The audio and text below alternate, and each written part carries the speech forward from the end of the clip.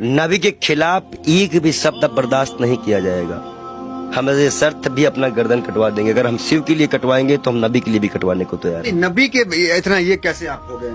अरे भाई मैं इस्लाम फॉलो करता हूँ, मेरे पास कुरान है, अब कुरान में नबी का बढ़िया जिक्र है।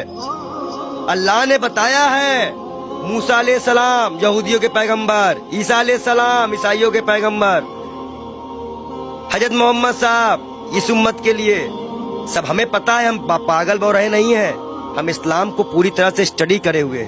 मैंने नबी को पढ़ा है, अल्लाह ने उनको महबूब कहा है। उनका दिल इतना साफ था कि एक बूढ़ी दादी जो है कूड़ा फेंकती थी और डेली उन पर कूड़ा फेंकती थी, एक दिन वो कूड़ा नहीं फेंकी। हमारे नबी ने उनका हालचाल लेने उनके घर गए थे। उन्होंने कहा है कि अगर पड़ोसी भूखा है, वहां उन्होंने हिंदू मुसलमान नहीं बताया है कुरान में, आप कहीं भी देख लीजिए, नहीं है।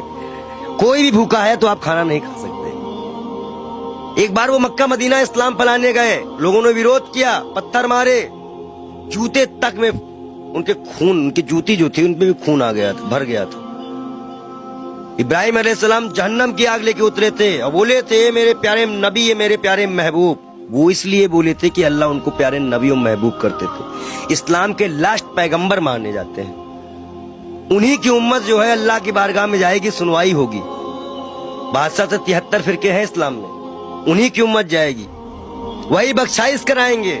अल्लाह ही जानता है मोहम्मद का मर्तबा, लेकिन ये सिर्फ इसलिए हो जाता है कि उस साहब लगाना जरूरी है, मोहम्मद साहब का मर्तबा।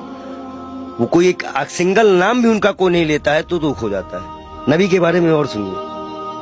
वो एक दिन गुजर रहे थे, शराब कोई बहुत इस्लाम में बहुत पुराने से हराम नहीं थी, शराब यहाँ हराम की गई, उनके उम्मत में हराम की गई, उनके सामने हराम की गई, उन्होंने हराम की। उन्हें मुसलमानों को हिदायत दी कि हर वो नशा हराम है तो इस्लाम में तुम्हारा पैर डगमगा दे।